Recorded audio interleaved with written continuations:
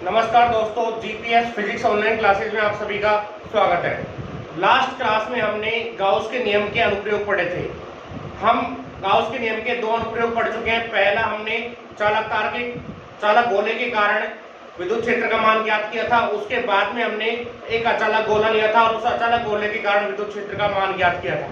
आज हम यहाँ पर गाउस के नियम की सहायता से किसी अनंत लंबाई के रेखीय आवेशित तार के कारण विद्युत क्षेत्र का जो मान होगा मित्रों, उसे ज्ञात करेंगे। तो सबसे पहले मैं आपको बता देता हूं कि अनंत लंबाई का कोई अपने पास तार है और जब अनंत लंबाई का चालक तार लिया जाएगा तो उस तार के सिरे हमारे पास नहीं होंगे। यानी अनंत लंबाई अगर किसी भी तार की है तो उस तार के जो सिरे हैं वो नहीं होते हैं, वो सिरे अपने पास उपस्थित नहीं होते हैं, क्योंकि चालक तार की जो लेंथ है, चालक तार की जो लंबाई है वो कैसी मित्रों, अनंत है। तो आज की अपनी हेडिंग होगी अनंत लंबाई के रेखीय आवेश या चालक तार के कारण विद्युत क्षेत्र। तो हेडिंग नोट कीजिए,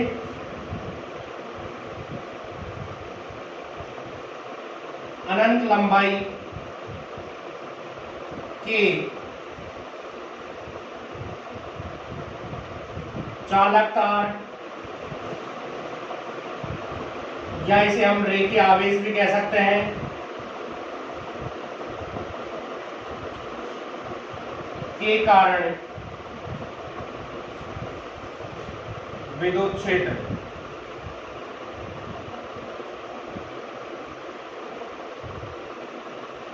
यानी अपने पास कोई अनंत लंबाई का चालक तार है और इस चालक तार के कारण हमको विद्युत क्षेत्र का जो मान है वो ज्ञात करना है। तो अनंत लंबाई का जो भी चालक तार होगा उस चालक तार के सिरे नहीं होंगे। यानी सबसे पहले हमको एक ऐसा चालक तार बनाना है, एक ऐसा चालक तार लेना है जिसके सिरे नहीं होंगे। तो ये मान लेते हैं कि ये अपने पास एक अनंत लंबाई का चालक तार है। अब ये अनंत लंबाई का चालक तार है क्या? अब यहाँ पर ये एक सीमित लंबाई का चालक तार है, क्योंकि इसका एक सिरा इस बिंदु पर उपस्थित है और दूसरा सिरा इस बिंदु पर है। अगर इसको अनंत लंबाई में कन्वर्ट करना है तो इस सिरे को इस प्रकार से डॉट डॉट के द्वारा दर्शाया जाएगा और नीचे वाले सिरे को भी हम इस प्रकार से डॉट डॉट के द्वारा दर्शा देंगे। इसका मतलब क्या है बच्चों? इसका मतलब है कि इस चालक तार के जो सिरे हैं वो आगे हैं और आगे हैं, जो हमारे पास उपलब्ध नहीं है।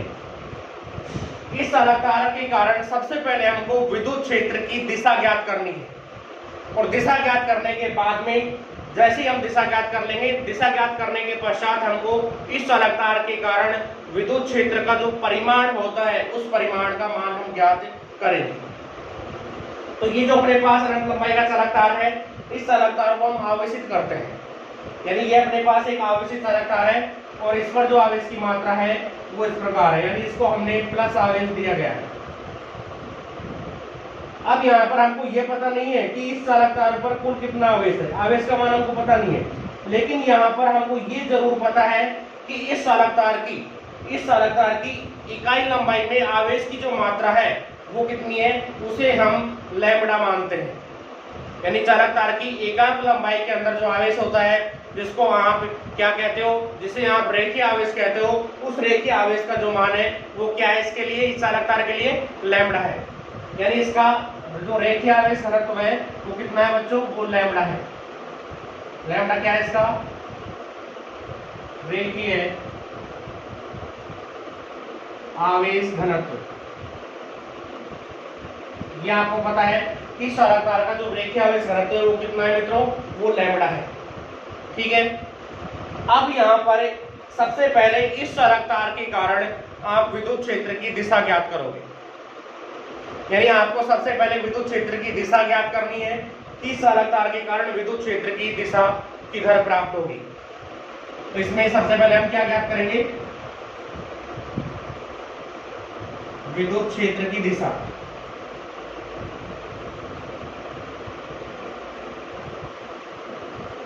और उसके बाद हमको क्या ज्ञात करना पड़ेगा, विद्युत क्षेत्र का परिमाण। तो सबसे पहले हम विद्युत क्षेत्र की दिशा ज्ञात करेंगे। अब आपको यहाँ पर ध्यान देना है, ध्यान पूर्वक समझना है। अगर आप एक बार इसके लिए दिशा ज्ञात करना सीखे तो इससे संबंधित जितने भी आगे का उसके नियम के अनुप्रयोग आएंगे उनमें आपको दिशा ज्ञात करने में, यानी विद्युत क्षेत्र की दिशा ज्ञात करने में कोई समस्या नहीं आएगी।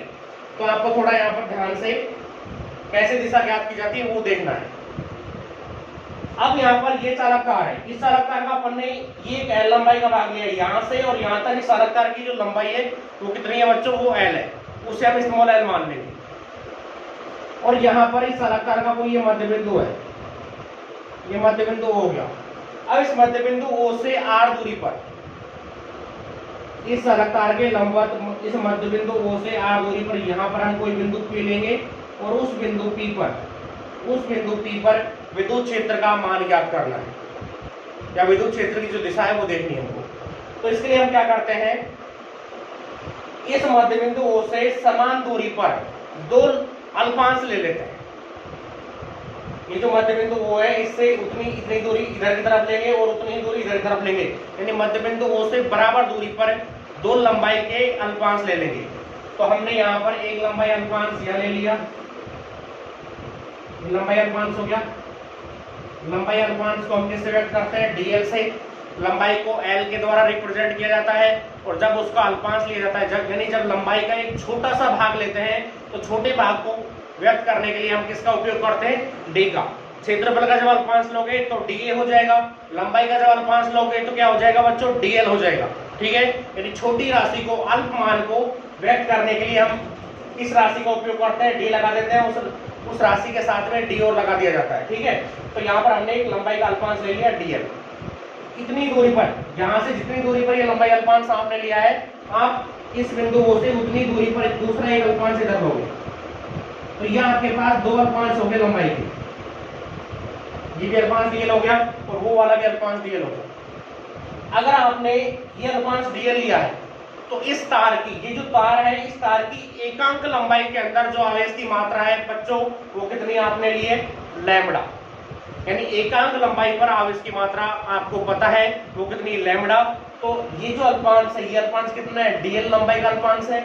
इस dl लंबाई के अल्पांश में आपको आवेश की मात्रा पता चल जाएगी और इसके अंदर जो आवेश होगा वो भी आवेश कैसा होगा, अल्प होगा, और उसे हम क्या मान लेंगे मित्रों, dq मान लेंगे।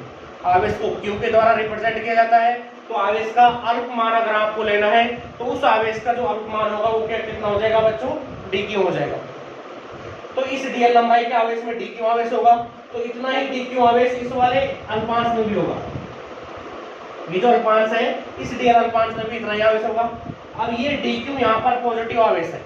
dq कैसा आवेश है बच्चों, यहाँ पर वो धन आवेश है, तो धनावेश इस बिंदु P पर रखे परीक्षण आवेश को क्या करेगा, प्रतिकर्षित करेगा। तो इस आवेश के कारण यहाँ पर इस बिंदु P पर जो विद्युत क्षेत्र होगा वो उस विद्युत क्षेत्र की जो दिशा होगी वो इधर की तरफ हो जाएगी, और उस विद्युत क्षेत्र को हम कितना मान लेंगे, उस विद्युत क्षेत्र को, देखो अल्पांश के कारण विद्युत क्षेत्र है, विद्युत क्षेत्र को आप E से व्यक्त करते हो, तो इस विद्युत क्षेत्र को आप D मान लोगे, क्योंकि यहाँ पर विद्युत क्षेत्र भी कैसा होगा, बहुत कम होगा, अल्प मान होगा विद्युत क्षेत्र का। इसलिए आपने इस अल्पांश पर उपस्थित आवेश के कारण बिंदु P पर जो विद्युत क्षेत्र होगा वो इधर की तरफ होगा। ये बिल्कुल ऐसे की सीधी रेखा है, तो इस अल्पांश के कारण विद्युत क्षेत्र इधर की तरफ होगा। इसी तरह से आप इस वाले अल्पांश के कारण इस बिंदु पर विद्युत क्षेत्र ज्ञात करोगे, तो इस अल्पांश के कारण इस बिंदु पर जो विद्युत क्षेत्र होगा उसकी अगर दिशा देखेंगे तो उसकी दिशा इधर हो जाएगी। इस अल्पांश पर आवेश और इस वाले अल्पांश पर आवेश, दोनों आवेश कैसे हैं बच्चों, बराबर हैं, तो दोनों के कारण विद्युत क्षेत्र भी कैसे आएंगे, बराबर आएंगे। तो ये डी अगर विद्युत क्षेत्र आपने माना है डी वेक्टर, तो यहाँ पर भी विद्युत क्षेत्र जो उत्पन्न होगा वो डी वेक्टर हो जाएगा, यानी दोनों अल्पांशों के कारण बिंदु P पर जो विद्युत क्षेत्र होगा वो डी वेक्टर और डी वेक्टर होगा। इस अल्पांश के कारण दिशा इधर की तरफ होगी और इस वाले अल्पांश के कारण दिशा इधर की तरफ होगी। अब इस वाली रेखा को आप आगे बढ़ा दो, ये रेखा आपने आगे बढ़ा दी। अब यहाँ पर ये जो विद्युत क्षेत्र है इस रेखा के साथ में एक थीटा कोण बनाता है, इस रेखा के साथ में, इस अक्षीय रेखा के साथ में यहाँ पर ये जो विद्युत क्षेत्र है ये कितना कोण बना रहा है, थीटा बना रहा है। तो ऊपर वाला विद्युत क्षेत्र डी भी कितना कोण बनाएगा बच्चों, थीटा ही बनाएगा। अब आपको इस विद्युत क्षेत्र डी वेक्टर को घटकों में विभाजित करना है, यानी आपको इसके क्या लेने हैं, घटक लेने हैं।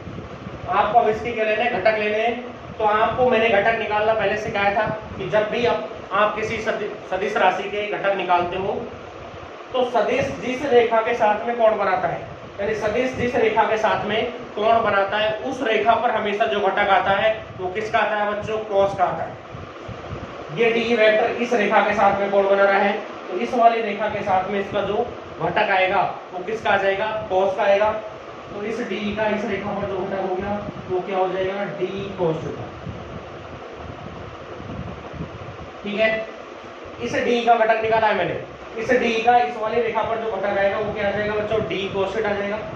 इस रेखा के लंबवत यानी इस रेखा के अपोजिट जो रेखा होगी, इस रेखा के साथ में जो लंबवत जो रेखा होगी, लंबवत रेखा उस सदिश की दिशा में ही होनी चाहिए।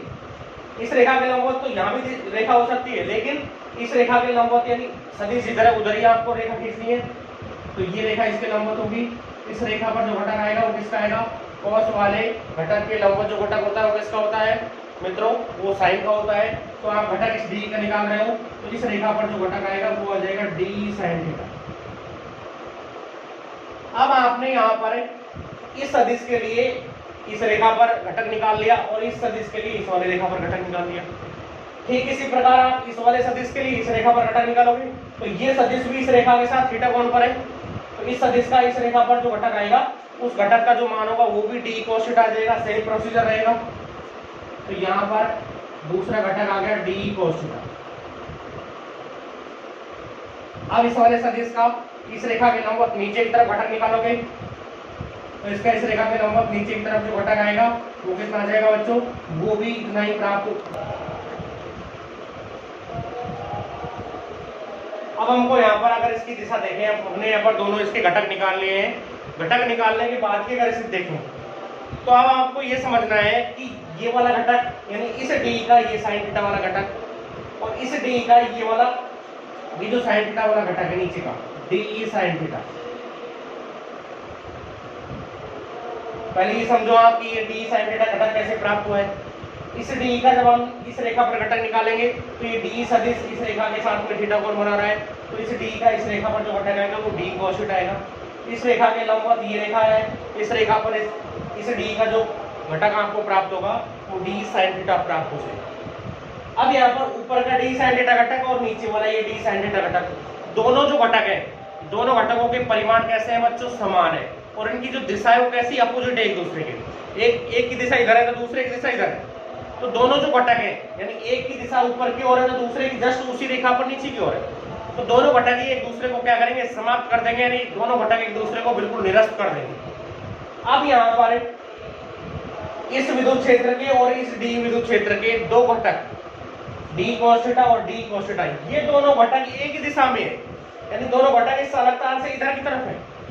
और जब दोनों घटक एक दिशा में तो दोनों समान दिशा के जो घटक होते हैं वो क्या हो जाते हैं बच्चों, जुड़ जाते हैं और जुड़ करके ये दोनों जो घटक है यानी डी cos थीटा और डी cos थीटा दोनों घटक आपस में जुड़ करके इन दोनों अल्पांशों के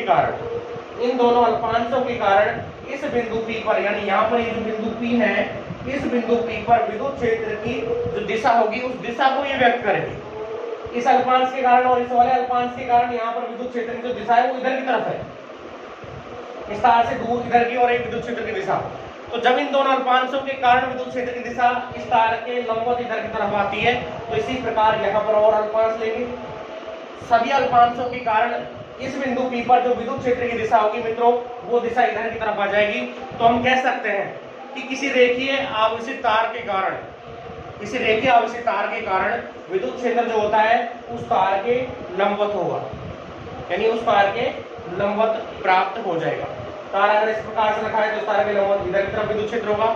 ये विद्युत क्षेत्र इधर भी हो सकता है या साथ में ये इधर भी हो सकता है, यानी तार के लंबवत दोनों दिशाओं में विद्युत क्षेत्र यहाँ पर उत्पन्न होगा।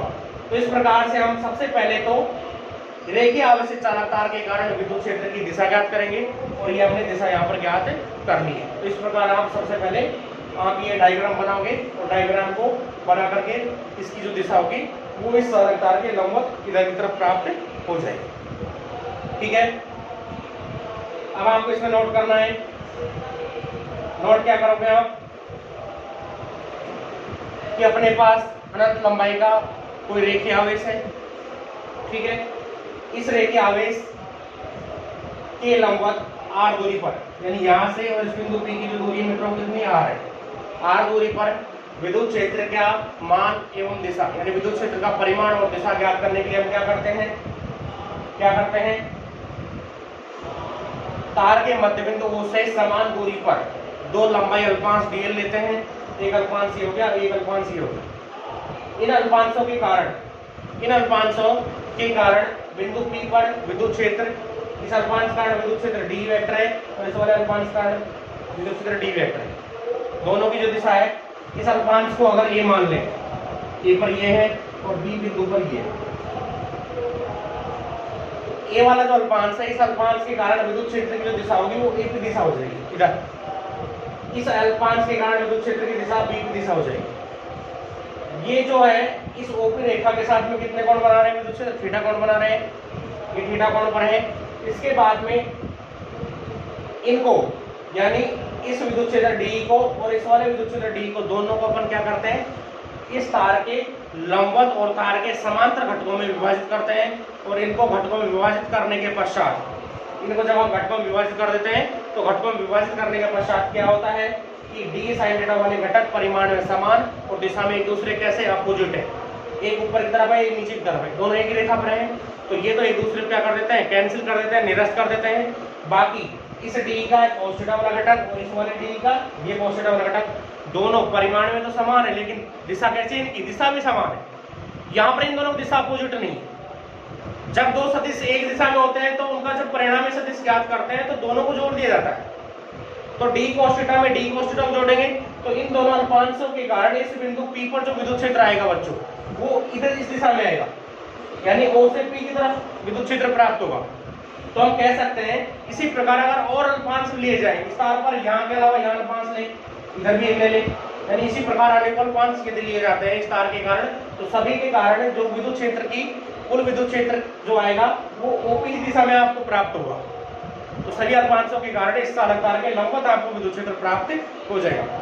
देखिए अब इस टॉपिक के अंदर जो भी दिशा में आपको लिखना है, जो भी दिशा में आप लिखोगे ये आपको पीडीएफ फाइल में मिल जाएगा। तो यहाँ पर इसको लिखाने की आवश्यकता नहीं है, केवल समझाने के लिए मैंने आपको ये चित्र ड्रॉ किया है। चित्र ड्रॉ करके इसके साइड में आपको जो लिखना है वो आपको पीडीएफ फाइल के अंदर मिल जाएगा। मैं अपने व्हाट्सएप नंबर से आपको पीडीएफ फाइल इसकी भेज दूंगा, ठीक है। अब इसके बाद में हमको यहाँ पर ये पता चल गया कि किसी रेखीय आवेशित चालक तार के कारण जो विद्युत क्षेत्र होता है वो चालक तार के लंबवत होता है, यानी इस चालक तार के कारण विद्युत क्षेत्र इधर होता है।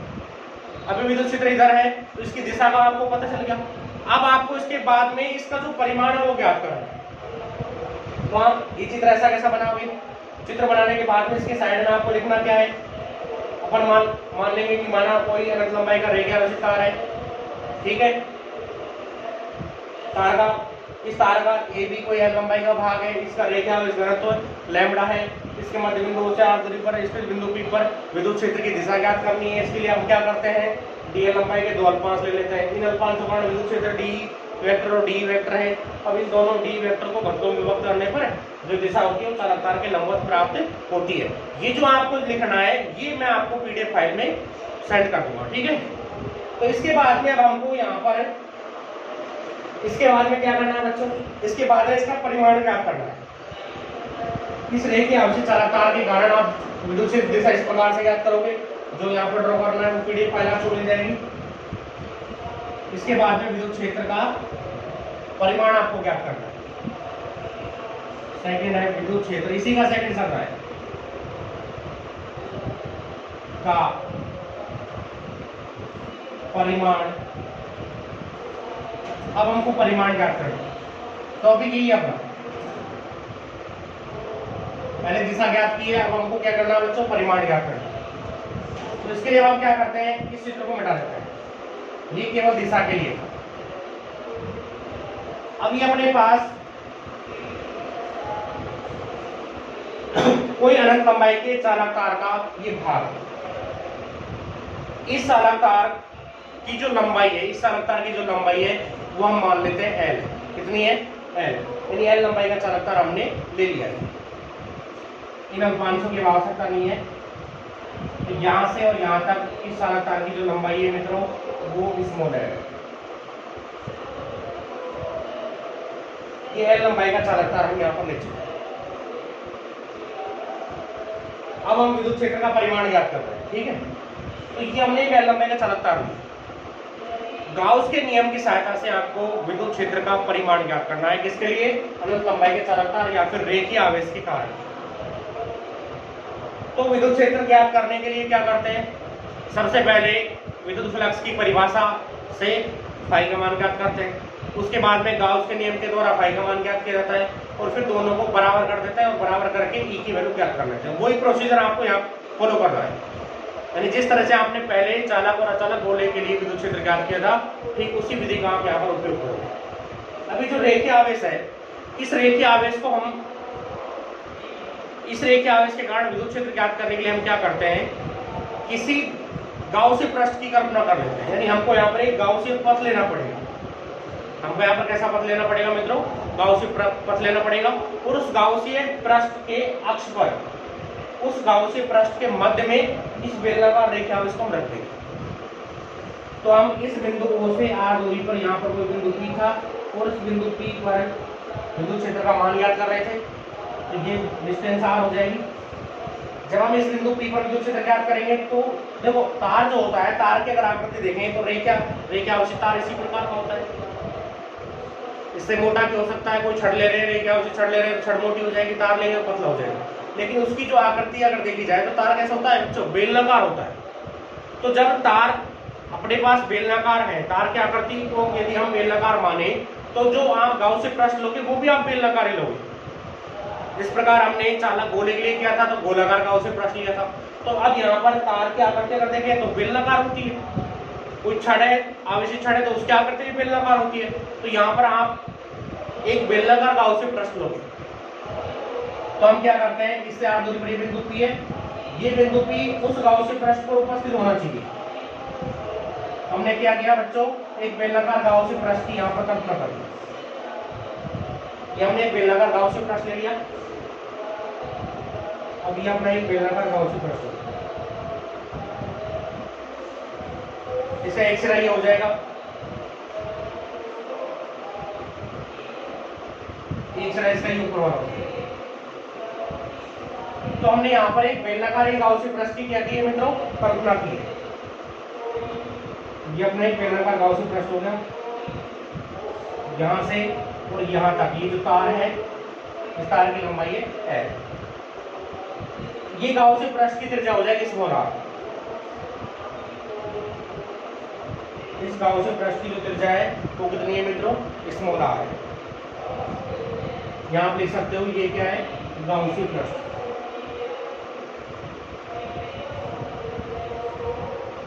कैसा गाउसीय पृष्ठ है ये, बेलनाकार गाउसीय पृष्ठ। अब इसे समझने के लिए मान लेते हैं अपने पास यहाँ पर ये बेलनाकार आकृति रही गाउसीय पृष्ठ। इस गाउसीय पृष्ठ के अंदर जो रेखीय आवेशित तार है वो यहाँ पर बीच में रखा हुआ है, बिल्कुल नीचे इसके बीच में रखा हुआ है। अब ये जो रेखीय आवेश है इसके कारण जो विद्युत क्षेत्र होगा वो विद्युत क्षेत्र इस गाउसीय पृष्ठ में चारों तरफ बल रेखाएं यहाँ से निकलेंगी। बल रेखाएं इधर की तरफ भी जाएंगी, इधर भी जाएंगी, इधर भी जाएंगी और इधर भी जाएंगी। सभी दिशाओं में यहाँ पर विद्युत जो बल रेखाएं होंगी वो पारित होंगी। तो ये अपने पास ये बेलनाकार आकृति का गाउसीय पृष्ठ हो गया। इसके अंदर रेखीय आवेश इस प्रकार से रखा हुआ है मिड में। तो ये जो रेखीय आवेश जो है, यानी ये जो चालक तार है, ये इस गाउसीय पृष्ठ के अक्ष पर रखा होगा। कहाँ पर रखा हुआ होगा बच्चों, अक्ष पर रखा होगा। तो ये यहाँ पर इसके अक्ष पर रखा हुआ, यानी इसके मिड में, यानी बीच में यहाँ पर ही रखा हुआ। अब इसके लिए सबसे पहले हमको पता है कि रेखीय आवेश जो घनत्व है इस चालक तार का वो कितना है बच्चों, लैम्डा। लैम्डा यहाँ पर रेखीय आवेश इस चालक तार का। सबसे पहले आप परिभाषा से, यानी इस गाउसीय पृष्ठ से गुजरने वाला जो फ्लक्स होगा उस फ्लक्स का मान आप ज्ञात करोगे। तो वो फ्लक्स की जो परिभाषा है फाई बराबर integral E vector dot D A vector, उससे प्राप्त हो जाएगी। अब इसे थोड़ा चित्र को एक बार दोबारा समझो, मैं इसे एक बार रिपीट कर देता हूँ। ये अपने पास रेखीय आवेश है,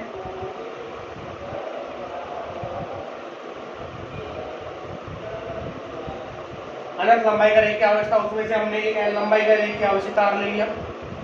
इस तार से आगे पर यहाँ पर कोई बिंदु P है, इस बिंदु P पर आपको विद्युत क्षेत्र की दिशा ज्ञात करनी है। दिशा आप पहले ज्ञात कर चुके हो, दिशा किधर आती है वो हम देख लेते हैं। दिशा इधर की तरफ प्राप्त होती है विद्युत क्षेत्र। तार अगर ये है तो तार के लंबवत इधर की तरफ विद्युत क्षेत्र की दिशा हमको प्राप्त हो गई। अब यहाँ पर ये जो गाउसी प्रश्न है इसके 3 भाग हैं।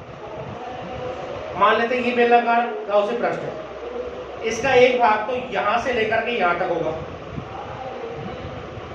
इस बेलनाकार गाउसी प्रश्न का एक जो भाग होगा वो यहां से लेकर के यहां तक होगा पूरा, ठीक है। एक भाग तो ये हो गया। इसके सिरे की अगर आकृति देखें तो इसके सिरे की यहां से अगर आकृति देखें तो ये आकृति कैसी वृत्ताकार है, तो ये वाला प्रश्न हो जाएगा बच्चों वृत्ताकार प्रश्न। यानी ऊपर का ये जो प्रश्न है ये प्रश्न कैसा होगा, इस गाउसी प्रश्न का ये वाला जो ऊपर का भाग है ये कैसा होगा वृत्ताकार। नीचे वाला ये वाला जो भाग होगा ये कैसा है, ये भी वृत्ताकार है। और यहाँ से लेकर के यहाँ तक ये जो भाग है ये कैसे है मित्रों, ये कैसे भाग है, ये यहाँ पर यहाँ से लेकर के यहाँ तक ये इसका बेलनाकार प्रश्न। तो ये जो गाउसी प्रश्न है ये 3 भागों से मिलकर के बना है, यानी 3 प्रश्नों से मिलकर बना है। ये S1 प्रश्न हो जाएगा, ये S2 हो जाएगा, और यहाँ से लेकर के यहाँ तक ये S3 प्रश्न हो जाएगा। तो इसे हम S1 प्रश्न मान लेते हैं, इस वृत्ताकार प्रश्न को S2 मान लेते हैं। और ये जो प्रश्न है अपना जिस पर हम यहाँ पर एक क्षेत्रफल अल्पांश ले रहे हैं इस समय, क्षेत्रफल अल्पांश को आप किससे व्यक्त करते हो, या तो आप ds से व्यक्त करोगे या ds से। तो ये जो प्रश्न है पूरा ये अपना S3 प्रश्न हो गया, ये S1 प्रश्न हो गया, ये S2 प्रश्न हो गया, और यहाँ से लेकर के यहाँ तक ये जो प्रश्न है ये कैसे हो जाएगा मित्रों S3 प्रश्न हो जाएगा। क्षेत्रफल की अगर दिशा देखें तो यहाँ पर क्षेत्रफल अल्पांश इधर की तरफ है, इसकी क्षेत्रफल जो है वो इस तरह से लिया हुआ है, तो क्षेत्रफल की दिशा जो होगी वो इधर हो जाएगी। तो dA वेक्टर की अगर आप दिशा लोगे, dA वेक्टर भी आप लिख सकते हो या ds वेक्टर भी आप लिख सकते हो, दोनों भी लिख सकते हो। dA वेक्टर लिखना चाहो dA वेक्टर लिख लेना, और ds वेक्टर से अगर क्षेत्रफल को आप डिनोट करना चाहो तो ds वेक्टर से भी आप इसको व्यक्त कर सकते हो। क्षेत्रफल सदिश दिशा विद्युत क्षेत्र की दिशा में, तो इस प्रश्न पर थीटा का जो मान होगा कितना हो जाएगा बच्चों 0 डिग्री। S2 प्रश्न की अगर बात करें तो यहाँ पर अगर विद्युत क्षेत्र देखें, इस S2 प्रश्न पर यहाँ पर अपने को क्षेत्रफल का अल्पांश ले लीजिए। इस अल्पांश की अगर दिशा देखेंगे, देखो ये सिरा नीचे का सिरा है, तो इसी सिरे के लंबवत नीचे की तरफ क्या होगा क्षेत्रफल दिशा होगी। तो यहाँ पर dA वेक्टर की दिशा इधर हो जाएगी, विद्युत क्षेत्र यहाँ इधर की तरफ है, E वेक्टर और dA वेक्टर दोनों के बीच का जो कोण होगा यहाँ पर थीटा बराबर कितना डिग्री रहेगा 90 डिग्री। विद्युत क्षेत्र इधर है, क्षेत्रफल सदिश की दिशा नीचे की तरफ है, तो यहाँ पर थीटा का मान कितना हो जाएगा बच्चों 90 डिग्री हो जाएगा। इसी प्रकार यहाँ पर आप अगर क्षेत्रफल सदिश लेते हो तो dA वेक्टर की दिशा ऊपर की तरफ होगी। यहाँ ये जो प्रश्न है अपना, इस प्रश्न के लंबवत होता है क्षेत्रफल सदिश की दिशा, तो ये तार इधर है तो इसके लंबवत ऊपर की तरफ हो जाएगी क्षेत्रफल सदिश dA वेक्टर की दिशा। और यहाँ पर अगर विद्युत क्षेत्र की आप दिशा देखो तो विद्युत क्षेत्र E वेक्टर की दिशा इधर तरफ दिशा है, वो आप पहले ज्ञात कर चुके हो। तो यहाँ पर भी थीटा की जो वैल्यू होगी, यहाँ पर थीटा बराबर भी यहाँ पर भी 90 डिग्री हो जाएगी।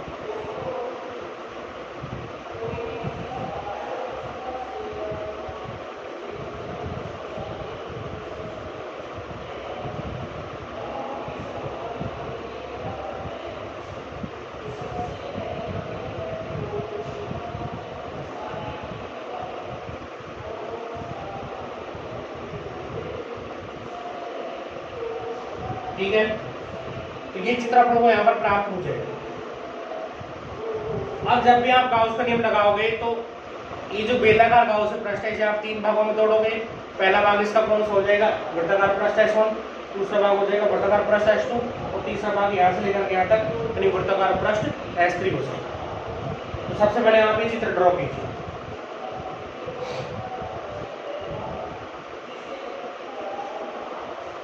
अब आपको यहां से आगे इसको सोल्व करना है। आपने ये जो रेखा आवेश लिया है ये L लंबाई का रेखा आवेश लिया है, यानी अपने पास कोई L लंबाई का कोई रेखा आवेशित तार है। इस तार पर आवेश की मात्रा सबसे पहले आप ज्ञात करोगे। तो इकाई लंबाई में आवेश कितना है बच्चों लैम्बडा है, तो L लंबाई में आवेश की मात्रा लैम्बडा L हो जाएगी। L लंबाई के अंदर आवेश की मात्रा कितनी हो जाएगी, लैम्बडा को आप L से गुणा करोगे तो लैम्बडा L हो जाएगी। सबसे पहले क्या लिखोगे, सबसे पहले आपको लिखना है रेखीय आवेश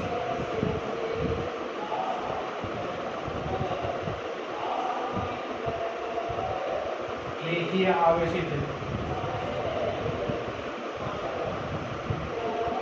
तार पर आवेश की मात्रा, रेखीय आवेशित तार पर लिया उस पर आवेश की मात्रा अगर देखें कितनी हो जाएगी, सिग्मा क्यू बराबर लैम्डा एल, ये मात्रा हमको प्राप्त हो जाएगी। यानी अपने पास जो रेखीय आवेशित तार है उस पर एल लंबाई के लिए जो हमने रेखीय आवेशित तार लिया है, इस पर जो आवेश की मात्रा है वो कैसी हो जाएगी मित्रों, वो सिग्मा क्यू बराबर लैम्डा एल आपको प्राप्त हो जाएगी। ये समीकरण 1 में लिखते हैं। अब हमने क्या किया है, इस रेखीय आवेशित तार के कारण विद्युत क्षेत्र का मान ज्ञात करने के लिए हम क्या करते हैं, बेलनाकार गाउसीय पृष्ठ की कल्पना करते हैं। अब ये जो बेलनाकार गाउसीय पृष्ठ है, देखो जो आपको लिखना है वो आपको पीडीएफ फाइल में मिल जाएगा, क्योंकि अगर मैं यहाँ पर इसको लिखाऊंगा तो ये वीडियो लगभग 1.5 घंटे तक पहुंचेगी। इतनी बड़ी वीडियो देखना आपके लिए इतना पॉसिबल नहीं होता है, इसलिए मैं चित्र के द्वारा समझा रहा हूँ, डेरिवेशन यहाँ पर करवा रहा हूँ इसका। बाकी थ्योरेटिकल जो भी आपको लिखना है इसमें वो मैं आपको पीडीएफ फाइल भेज दूंगा, ठीक है। तो जो लिखा जाएगा उसके लिए आपको टेंशन लेने की आवश्यकता नहीं है।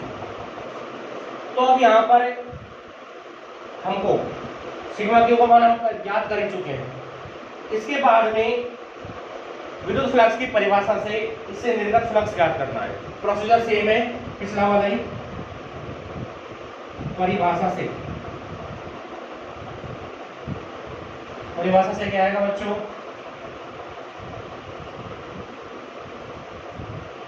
गाउसीय पृष्ठ से निर्गत विद्युत flux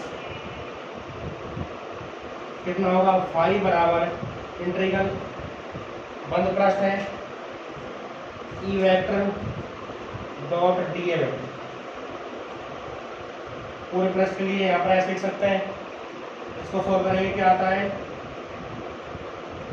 E D A cos theta, ठीक है। अब यहाँ पर ये जो पूरा समाकलन है, ये जो अपने पास पूरा समाकलन है E D A cos theta, इस समाकलन को हम 3 भागों में डिवाइड कर सकते हैं। एक वृत्ताकार पृष्ठ S1 है, दूसरा वृत्ताकार पृष्ठ ये S2 है, नीचे वाला सिरा है, तीसरा यहाँ से लेकर के यहाँ तक का जो वृत्ताकार पृष्ठ है वो कितना है, वो कैसा है, S3, यानी यहाँ से लेकर के यहाँ तक का ये वृत्ताकार पृष्ठ S3। तो इसको हम 3 भागों में डिवाइड करेंगे। यहाँ आपको क्या लिखना है, बेलनाकार गाउसीय पृष्ठ को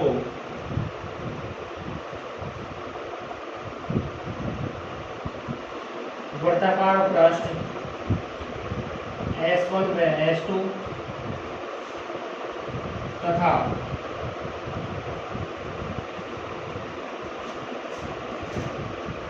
बेलनाकार पृष्ठ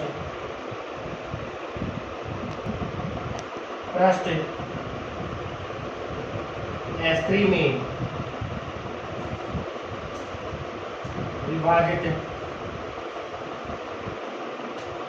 करने पर, यानी हमारे पास ये तो पूरे गाउसीय पृष्ठ का समाकलन है। इस पूरे गाउसीय पृष्ठ को 3 भागों में तोड़ रहे हैं, यानी 3 भागों में विभाजित कर रहे हैं। पहला वृत्ताकार पृष्ठ S1 है, दूसरा वृत्ताकार पृष्ठ S2 है, और तीसरा यहाँ से लेकर के यहाँ तक का ये बेलनाकार पृष्ठ S3, ठीक है।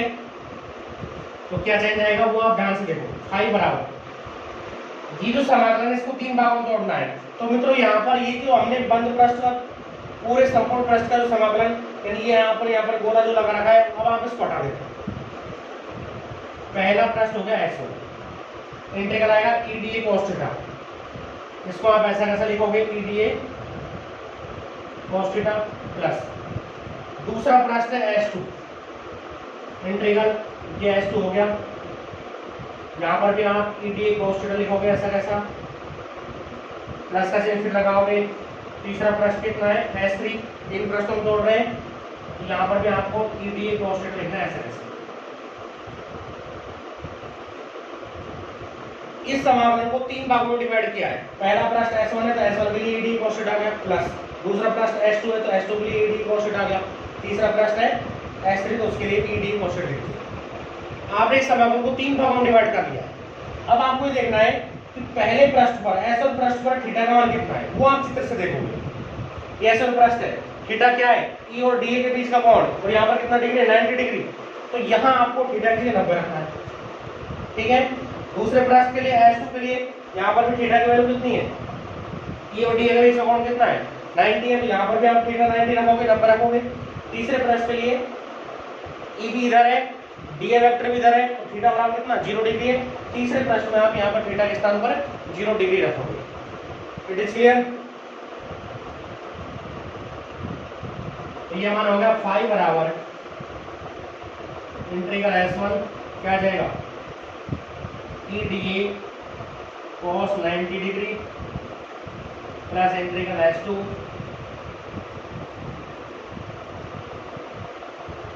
EDA cos 90 degree plus integral S3 EDA cos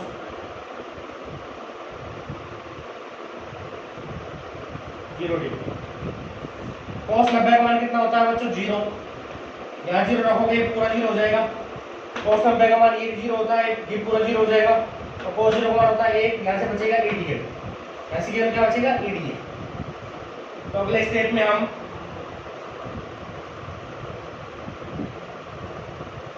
इनके मान जो है वो पुट कर देंगे। cos 90 का मान आपने 0 रखा, ये पूरा 0 हो गया, तो फाई बराबर 0 प्लस यहाँ आपने 0 रखा तो ये 0 हो गया, 0 प्लस cos 0 की जगह आपने 1 रखा, क्या बचेगा EDA। ये समाकलन हो गया, ये E और D। E का जो मान होता है वो कैसा होता है बच्चों, नियत होता है। तो नियत राशि को समाकलन से बाहर ले लो, फाई बराबर E बाहर आ गया, इंटीग्रल ऑफ dr। यहाँ लिख दोगे E बराबर है नियत, नियत मान है इसलिए आपने इनको बाहर ले लिया। अब आपको यहाँ पर इस DA का समाकलन करना है। DA का समाकलन, DA का जो समाकलन है तो यहाँ पर ये जो पृष्ठ है वो S3 पृष्ठ है, ये S3 जरूर लेते हैं। यहां से लेकर के यहां तक इस पूरे बेलनाकार पृष्ठ का जो कुल क्षेत्रफल होगा, यानी S3 पृष्ठ का जो कुल क्षेत्रफल होगा वो DA के समाकलन के बराबर होगा। अगर हम थोड़ी देर के लिए समझने के लिए अगर देखें तो ये अपना यदि बेलनाकार पृष्ठ है, ये R त्रिज्या का कोई बेलनाकार पृष्ठ है। अब इस बेलनाकार को, बेलन को यदि हम काट दें, ये एक खोखला बेलन है, बेलन को काट करके अगर इस प्रकार से हम सीधा कर दें, इस प्रकार से हमने सीधा कर दिया, ठीक है। तो यहां पर पहले की अगर स्थिति देखें, ये बेलन का ऊपर का सिरा था, इस बेलन की जो त्रिज्या R है, तो इस तरह का इस वृत्ताकार पृष्ठ का क्षेत्रफल हो जाएगा 2πr। इस वृत्त का ऊपर के वृत्त का क्षेत्रफल 2πr हो गया। तो यहां से लेकर के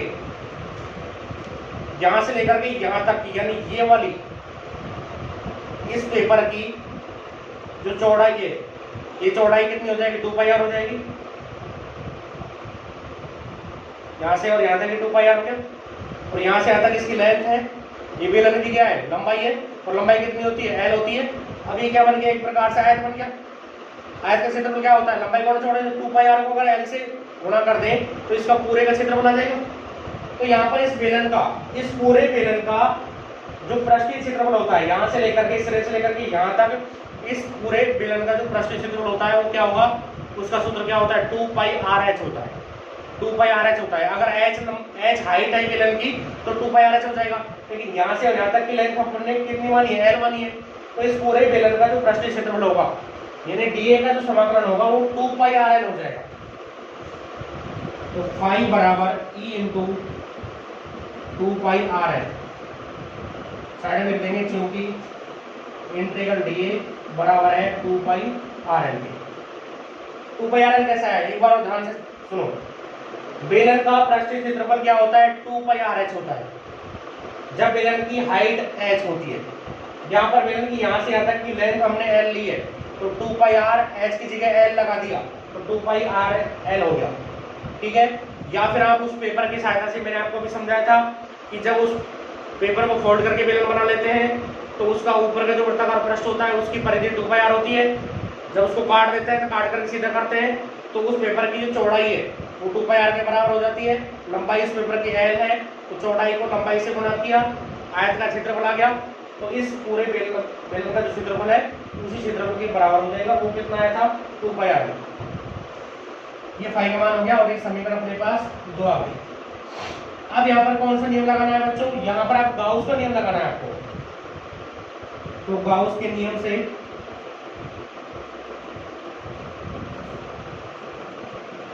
फाई बराबर किसकी होता है? समीशन क्यू बटे एप्सिलॉन नॉट होता है। समीशन क्यू का मान आप समीकरण 1 में ज्ञात कर चुके हो, कितना आया था? कितना आया था? लैम्डा एल मान रख दो, तो फाई बराबर लैम्डा एल बटे एप्सिलॉन नॉट। समीकरण 2 हो जाएगी, साइड में लिख देना। समीकरण 1 से मान रखने पर इस सिग्मा क्यू की जगह आपने लैम्डा एल रख दिया। ये समीकरण 1 से मान है अपने पास सिग्मा। समीकरण 1 और 2 की तुलना कर दो, 2 और 3 की, इक्वेशन थर्ड होगी। समीकरण 2 है समीकरण 3 की क्या करोगे? तुलना। जैसे यहाँ पे दोनों समीकरणों की तुलना करोगे, यानी दोनों समीकरणों को आप बराबर कर दो, तो ई इंटू 2 पाई आर एल बराबर हो जाएगा लैम्डा एल बटे एप्सिलॉन नॉट। आपको यहाँ पर ई का मान ज्ञात करना है। देखो ई का मान आपको यदि ज्ञात करते हो तो इस 2 पाई आर एल को यहाँ नीचे ले जाओ, यही आगे लिख रहा हूं मैं। ई बराबर लैम्डा एल बटे एप्सिलॉन नॉट पहले था, ये 2 पाई आर एल पूरा पूरा इधर आ जाएगा नीचे बटे में, ये 2 पाई आर एल बटे में आ जाएगा, ये हो गया 2 पाई आर और एल, एल से एल कट जाएगा, क्या बच गया? लैम्डा बटे 2 पाई एप्सिलॉन नॉट आर। आगे अगर लिखना चाहे तो आगे लिख सकते हैं ई बराबर क्या बच गया? लैम्डा बटे 2 पाई एप्सिलॉन नॉट आर। ये ई का मान हमको प्राप्त हो। अब हम यहाँ पर 2 का ऊपर गुणा कर दें, 2 का नीचे गुणा कर दें। अब यहाँ पर 2 का गुणा क्यों किया जा रहा है? 1 बटे 4 पाई एप्सिलॉन नॉट बराबर होता है के। देखो बटे में 2 पाई एप्सिलॉन नॉट है, इसको अगर आपको 4 में बदलना है तो 2 को आप नीचे गुणा करोगे, 2 का यदि आप नीचे गुणा कर रहे हो 2 का ऊपर गुणा करना पड़ेगा आपको, ठीक है। तो आप यहाँ पर अंश और हर में 2 का क्या कर दोगे मित्रों? गुणा कर दोगे।